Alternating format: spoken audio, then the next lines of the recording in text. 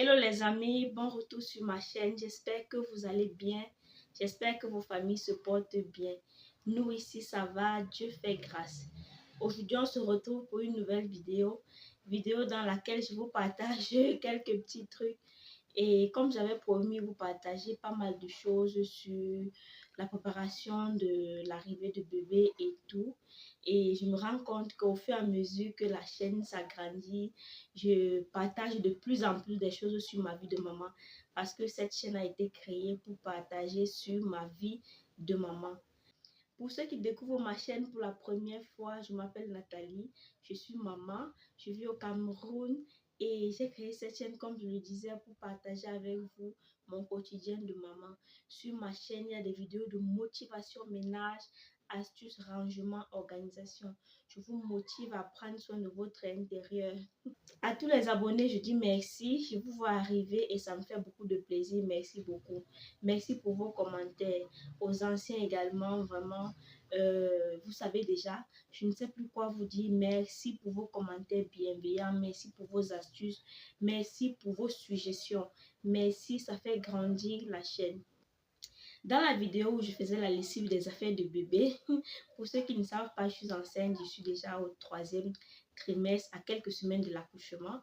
J'ai fait une vidéo où j'ai partagé avec vous la lessive des affaires de bébé, tout ce que j'ai acheté, j'ai lavé, que ce soit boutique ou friperie. J'insiste dessus. Certaines se sont demandé pourquoi laver les vêtements en boutique. Laver les vêtements en boutique parce que on ne sait pas comment ça a été conservé. On ne sait pas qui dans la boutique a touché. On ne sait pas tout. Donc, vaut mieux nettoyer et repasser avant de mettre à son bébé. Dans cette vidéo-là, je vais vous mettre ça en description pour que vous allez regarder si vous n'avez pas encore vu.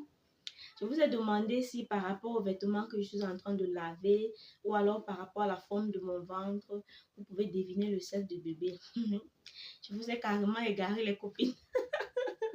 Je vous ai même pranké quoi. Je vous ai pranké.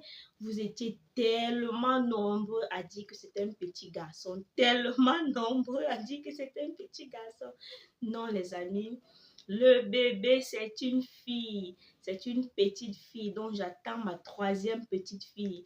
Et chapeau à toutes celles qui ont su que c'était une fille de par la forme du ventre.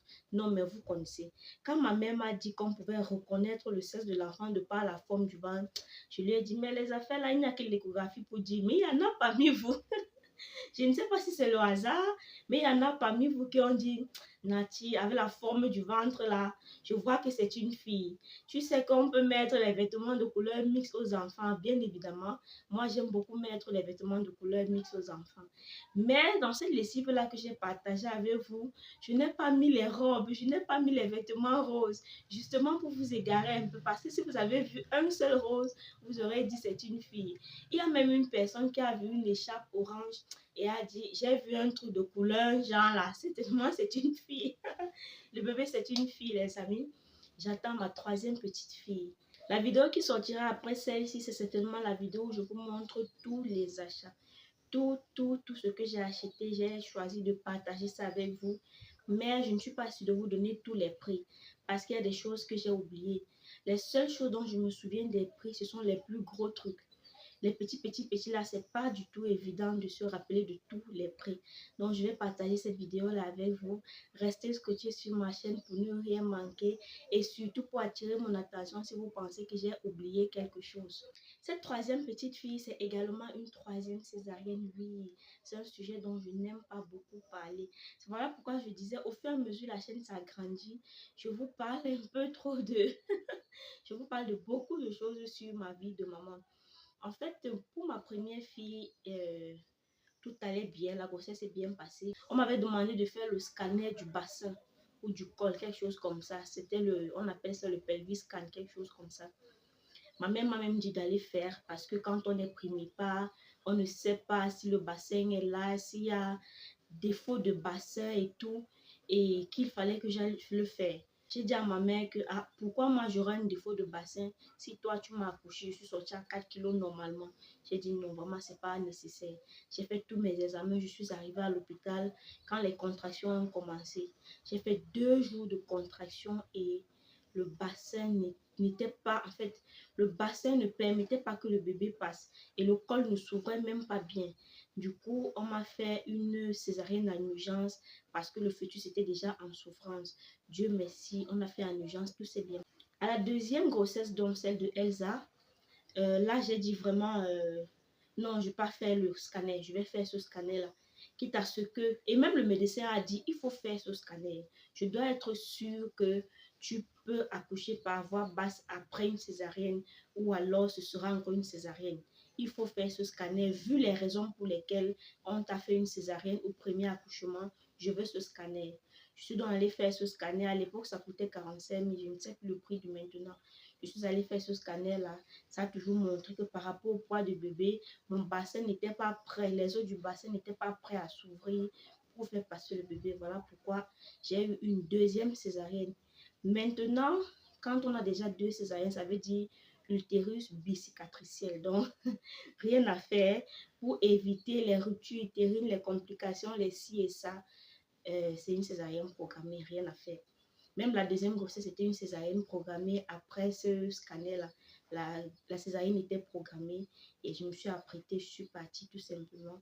La troisième aussi, elle est programmée.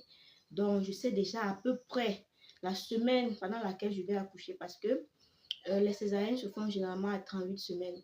On ne laisse pas l'utérus contracter. On ne laisse pas la maman entrer en contraction quand on sait déjà. Surtout pour nous qui avons les utérus bicicatriciels. Donc, mes 2 enfants, j'ai accouché par césarienne. La troisième va arriver par césarienne. Le quatrième ou la quatrième aussi va arriver par césarienne parce que je compte en faire 4, Dieu voulant. Ça a été un sujet que je ne partage pas beaucoup. Et jusqu'à aujourd'hui, je ne partage vraiment pas beaucoup. Et je me suis dit, comme maintenant j'ai une communauté et que c'est une communauté de mamans, pourquoi ne pas entrer dans ces détails-là avec elle? Je sais que nous sommes nombreux à passer par la césarienne. Certaines demandent la césarienne même volontairement. Mais moi, je pense que c'est quelque chose qu'on ne doit pas demander. C'est quelque chose qui est très difficile, vraiment très difficile. Très, très difficile. Nous sommes nombreux à passer également par la césarienne à cause des comment je vais appeler ça, complications cliniques ou bien des données médicales, je ne sais pas. Nous sommes nombreux à passer par là. Donc, je me suis dit, je partage avec vous. Certainement, vous aurez des astuces à me donner parce que je vous connais très forte. Vos astuces, non, vraiment, je ne cesserai de vous remercier pour ça. Et comme j'ai choisi sur ma chaîne partager avec vous ma vie de maman, pourquoi partager tout de ma vie de maman et passer à côté de l'étape par laquelle moi je passe pour être maman. Pour être maman, moi, je passe par la césarienne. Je me suis dit, lâche-toi, il faut en parler. Ne reste pas fermé. J'en parlais avec Sony Camarage. Coucou Sony, si tu passes par ici. Elle m'a dit, mais comment ça? On ne t'a même jamais entendu aborder ce sujet-là. Et comme nous sommes dans la même ville, il arrive qu'on se voit souvent. Et je lui ai dit, vraiment, moi, j'accouche par césarienne et tout. On a eu un peu abordé ça. Elle était surprise que mais tu n'en parles même pas. J'ai dit oui, c'est un sujet que je n'aime pas beaucoup parler de ça parce que j'ai difficilement accepté ça. Je suis la première dans ma famille qui accouche par césarienne. Dans ma famille, les gens partent, leurs bassins sont là, ils accouchent les gros bébés. Comme chez nous, on fait les gros bébés. Actuellement, le bébé dans mon ventre a déjà 3 kilos même. L'échographie a montré que le bébé a déjà 3 kilos. Donc d'ici l'accouchement, ça sera dans les 3 kilos 800 comme c'est seul. Ou même plus, je ne sais pas. Donc, ça a été difficile pour moi d'accepter que pour être maman, je dois passer par la césarienne. Et c'était un sujet que je n'en parlais pas. Quand j'accouche comme ça, j'informe les amis quand je suis déjà arrivée à la maison pour qu'on vienne seulement me trouver en train de marcher. Et quand j'ai accouché de ma fille aînée, même à un seul collègue, je n'ai pas dit. Aucun collègue n'a su quand est-ce que j'ai accouché. Aucun collègue ni ami n'a su quand est-ce que j'ai accouché. Parce que étant passée par la césarienne, je ne voulais même pas que les gens sachent. Je ne voulais même pas du tout. Parce que pour moi, c'était comme si je n'avais pas vraiment accouché. Mais pour ma première grossesse, là, je vous dis, j'ai fait 2 jours de contraction. J'ai souffert. Je suis allée à l'hôpital mardi matin. J'ai accouché jeudi vers 23h, quelque chose comme ça. J'ai souffert de contraction. J'ai souffert de contraction. On attendait que le col s'ouvre. On attendait que le col s'ouvre. Jusqu'à ce que le fœtus commence à entrer en souffrance. La gynéco qui était de garde a dit, sauvons la maman et le bébé vite fait. C'est comme ça qu'on m'a amené au bloc césarienne d'urgence. À la deuxième, maintenant, on était déjà préparé. J'ai fait ce scanner-là et vraiment, ça a conclu que vaut mieux pas essayer un accouchement par voie basse pour le bien de la maman et du bébé. Et cette fois-ci également, c'est une césarienne programmée.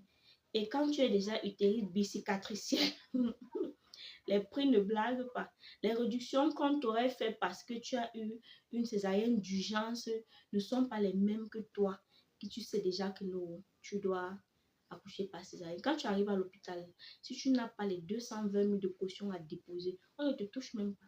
On vous dit, madame, vous avez déjà fait 2 césariennes, donc vous savez que vous allez faire une 3e césarienne. Vous deviez être préparé. Si vous ne déposez pas les 220 000 de caution, vraiment, allez vous préparer ou allez dans un autre hôpital. Je vous assure, l'hôpital, c'est le business. Hein. Quand tu es déjà bicicatricielle, prépare-toi même avant de tomber enceinte. Je t'assure, prépare-toi.